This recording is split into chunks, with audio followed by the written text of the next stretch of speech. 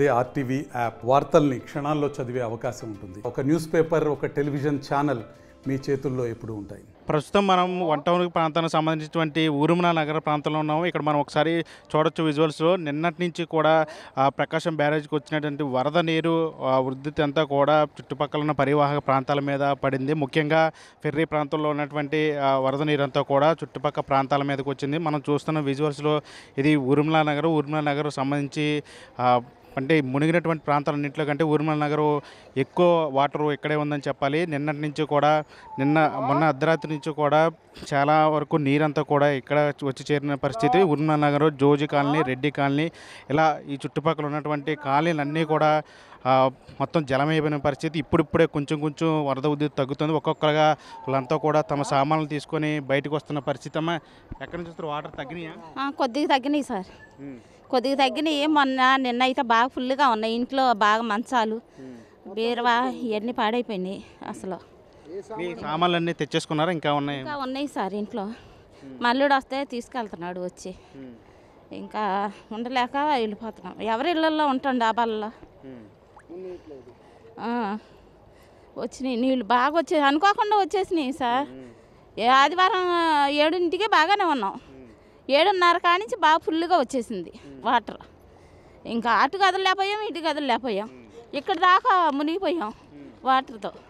మునిగిపోతే వాళ్ళు డాబా వాళ్ళు లాగి లోన్ నుంచే పెట్టారు తీసుకెళ్ళి. ఎప్పుడైనా ఇంత పెద్ద ఎత్తున వరదలు చూసారా అసలు ఎప్పుడైనా? 20 సంవత్సరాల కింద వచ్చింది సార్. 20 దాటింది. 20 దాటింది. అప్పుడైనా కానీ బాగానే ఉంది. అవి పడవలలో తీసుకెళ్ళారు. ఇప్పుడు ఏ పడవ కూడా డబ్బులు ఇస్తేనే తీసుకెళ్తున్నారు. డబ్బులు అయిపోతే తీసుకెళ్ళట్లేదు అసలు. అలాగైపోయింది. చూస్తున్నాం కదా, వీళ్ళంతా కూడా చెప్తున్నది ఇదే. అంటే మొన్నటి నుంచి కూడా ఇదే పరిస్థితి ఉంది. ఈరోజు కొంచెం నీళ్లు తగ్గుముఖం పడటంతో మేమంతా కూడా మా సామాన్లన్నీ కూడా తీసుకొని వస్తున్నామని చెప్తున్నారు. మనం ఒకసారి విజువల్స్లో కూడా చూడొచ్చు.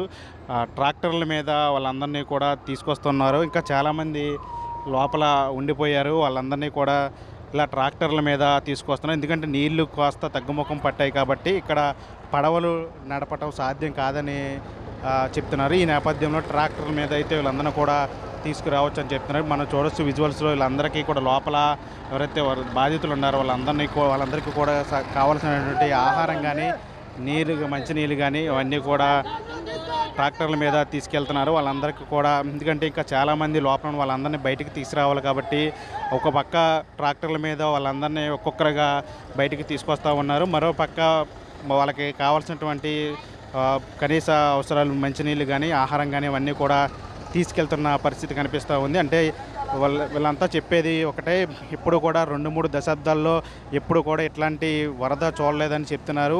ఊరుమల నగర్ ప్రాంతంలో ఎప్పుడు వరదలు వస్తుంటాయి కానీ ఇంత పెద్ద స్థాయిలో వరదలు రాలేదని చెప్తున్నారు. ఈసారి మాత్రం పెద్ద ఎత్తున వరదలు రావడంతో చాలామంది ఇబ్బందులు పడ్డామని చెప్తున్నారు. ఇంకా స్థానికులు ఉన్నారు, ఒకసారి మాట్లాడే ప్రయత్నం చేద్దాం. సో చెప్పండి, అంటే ఇంత పెద్ద స్థాయిలో ఎప్పుడు వరద రాలేదని చెప్తున్నారు, ఏమనుకుంటున్నారు? లగడపాటి రాజగోపాల్ గారు ఉన్నప్పుడు ఇంత వరద వచ్చింది. ఆ తర్వాత వచ్చేసి ఆ బుడమేర పూర్తి చేశారు. ఆ తర్వాత ఇంతవరకు రాలేదు. ఇదే మొదటిసారి 20 సంవత్సరాలు 25 సంవత్సరాల తర్వాత 20 సంవత్సరాల తర్వాత ఇదే మొదటిసారిగా వచ్చింది. ఇంత ఉత్పత్తిగా వస్తుందని ఎవరు ఊహించలేదు. ఎవరికి వాళ్ళు అన్ని సామాన్లు వదిలేసి ఆటోలు మొత్తం వెహికల్స్ మొత్తం పాడైపోయినాయి. ఏఈ పనికిరావు ఇప్పుడు.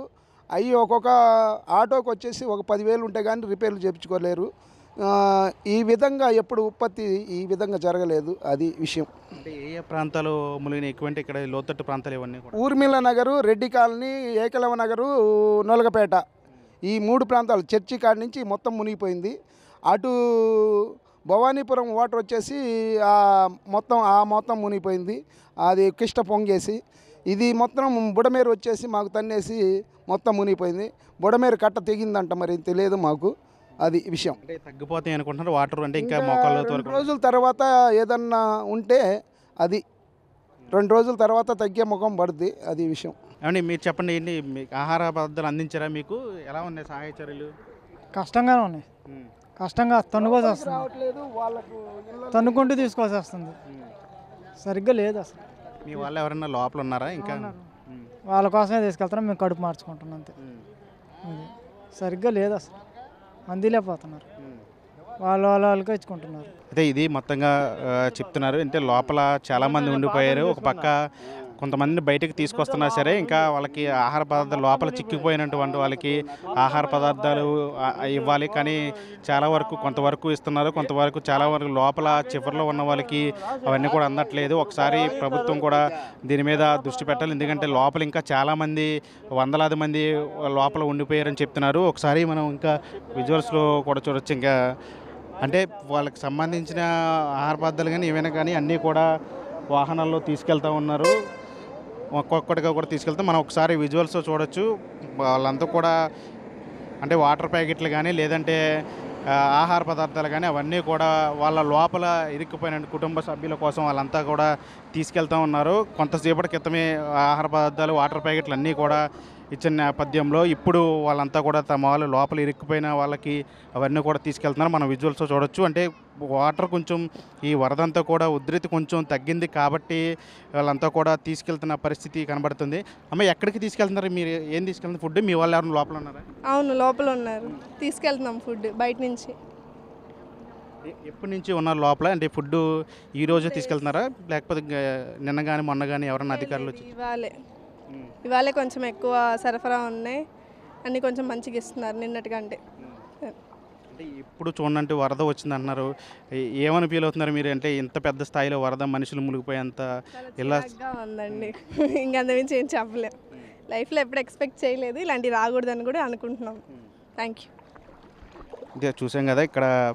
అంటే యువత కూడా ఒకటే చెప్తున్నారు, మేము ఎప్పుడు కూడా ఇలాంటి వరద చూడలేదు. మేము పుట్టి పెరిగిన తర్వాత ఇట్లాంటి వరదలు రావటం కూడా మంచిది కాదని చెప్తున్నారు. అంటే ఒక పక్క బుడమేరు కట్టలు తెగిపోయి అటు సింగనగర్ కానీ చుట్టుపక్కల ఉన్న ప్రాంతాలన్నీ కూడా మునిగిపోయి, మరోపక్క ఇటు ప్రకాశం బ్యారేజీకి పైన ఉన్నటువంటి వాగులు ప్రాజెక్టుల నుంచి వచ్చినటువంటి పెద్ద ఎత్తున వచ్చినటువంటి వరద నీరు ప్రకాశం బ్యారేజీని కూడా ముంచెత్తింది. ఆ నీరంతా కూడా మొత్తం చుట్టుపక్కల ఉన్నటువంటి ప్రాంతాల మీద పడింది.